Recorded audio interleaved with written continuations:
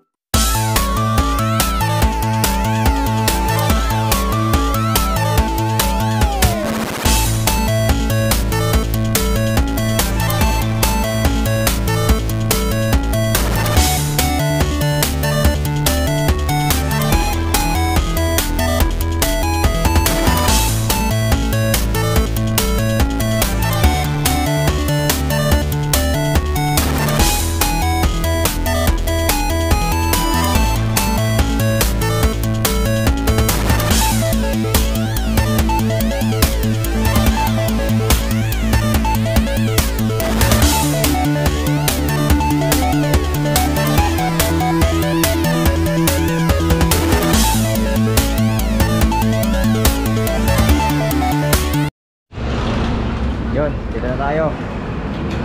I-check up gusto. Dito tayo sa Fuji. No.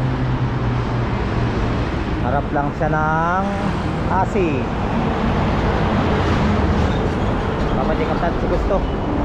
May sakit.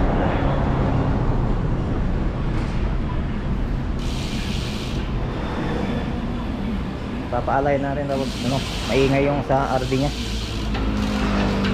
Sa tono eh libre naman kaya dito na lang.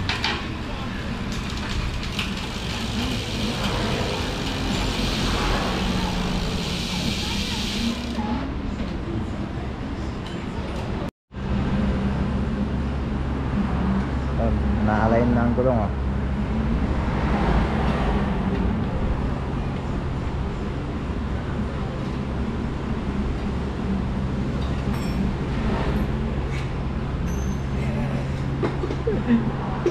Soy eh, laupan eh.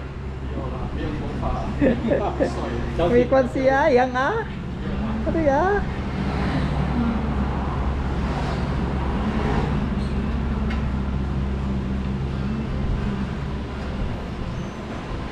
Maraming mga bike ditong mapagpipilian, no?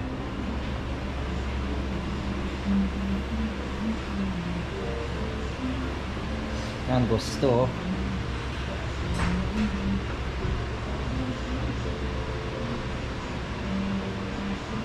62,000. Gawa na naka-racing 0 siya. Kaya 62.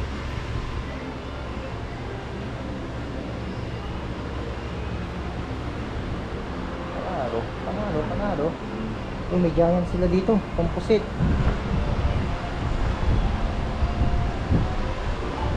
Second hand.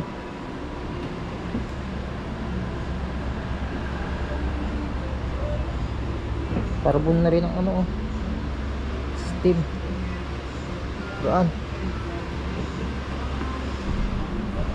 Second hand to, second hand. Wala nakalagay na presyo.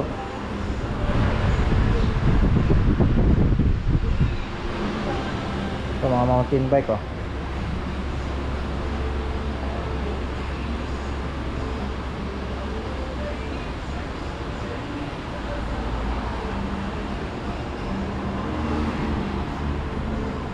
Sikat.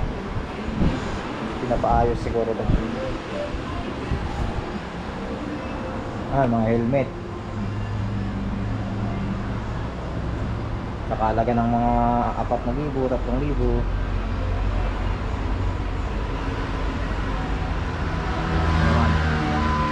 Well set. Ito ang the best po, B. Pang climb. Yan, mga accessories.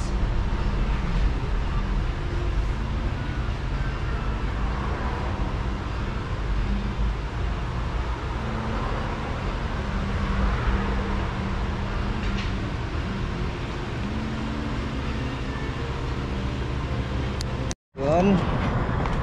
Tapos din ng pick up. So pupunta muna tayo sa Belo.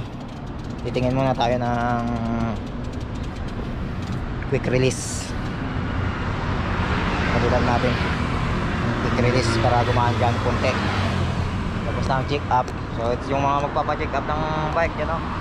Dito lang sa Fuji, harap ng ASI. Alam naman na lahat siguro ng karamihan dito sa Taoyuan to eh. Pero yung mga hindi na lang nakakaalam, malapit sa Nelly Station, malapit sa ASI Chongli. Punta muna tayo sa Belo. Nadagit tayo mga taga-Ahonan. Meron tayong nadagit. Ang lakas ng trangko, naka 520 oh. Pagkira, nag-vlog ka na naman. Lagi. May nadagit tayo, may nadagit. Lagi. Parang kalapati lang, nakadagit ah.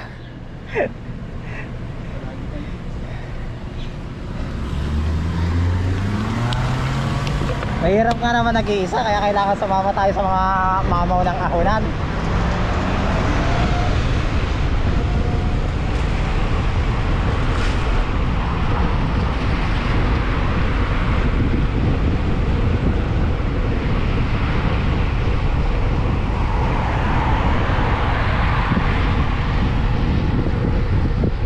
Talaga sa akon tong Ilocanong to. Tinatayuan talaga eh.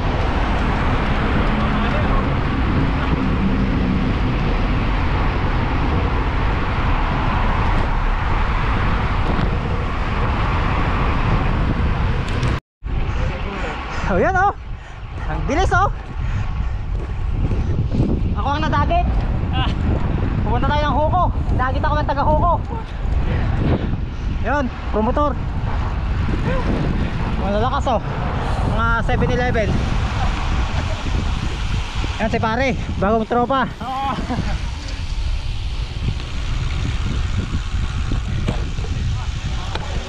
Oh, malaki yan ah. Okay, diretso na. Pero itong tatlo, kasi nakasama ko na to, malalakas mga to eh. Binubudol to kasama nila eh. Grabe. Binudol na naman kayo. Lalakas nila. Yan, mga tropang Ahonan. Akala ko ako ang nakadagit, ako palang dinagit. Paspasan sila oh. Oh, tama mo na. Iikot na lang ako sa Roduan na yan. Ha? Iikot ako sa Roduan. Ha? Iikot ako sa Roduan. Ngayon lang ako nakalabas. Relax muna. Nakapula pa yung paahon eh. Nakapula pa yung paahon eh. Para mabiritan. Buwelo. Kaya mo sila dyan. Pag tumigil kayo dyan, wala nang buwelo. Oo. Stop. Laylo muna.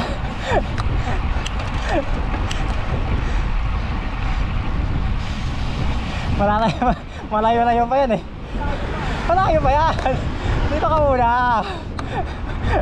Ayaw mo sila.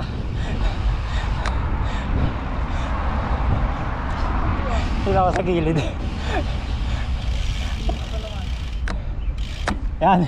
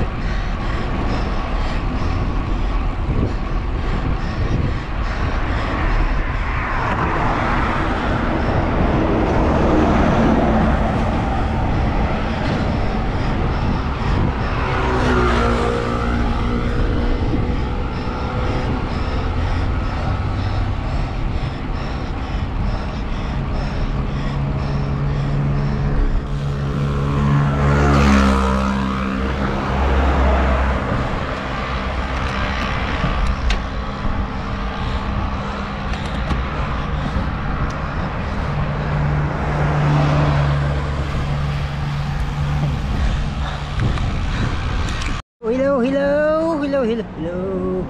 Punta tayo ngayon sa flower farm dito sa Yangmei. Nandito tayo ngayon sa Road 1 papuntang Chongli. So, yung mga kasama nating taga-ahonan, sumama lang tayo sa kanila hanggang doon sa Road 31. Iwalay na kami papasok kasi ako dito sa Road 1. Ngayon pupunta tayo sa Yangmei Flower Farm.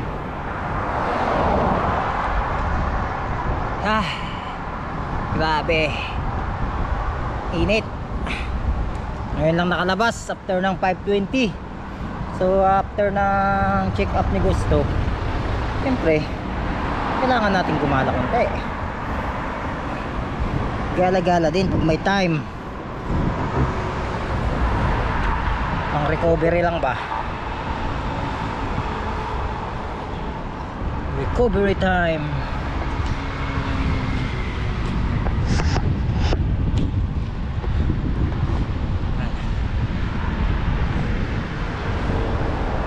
Sarap mag-bike. Shout out nga pala sa mga kapadyak Pinsos, mga aunan sa T-Farm, Padyak Taiwan. Shout out sa inyong lahat. Ride safe. Bundok na yan. Naahon ng mga taga-ahonan yan. Mga playing ground nila. Malalakas.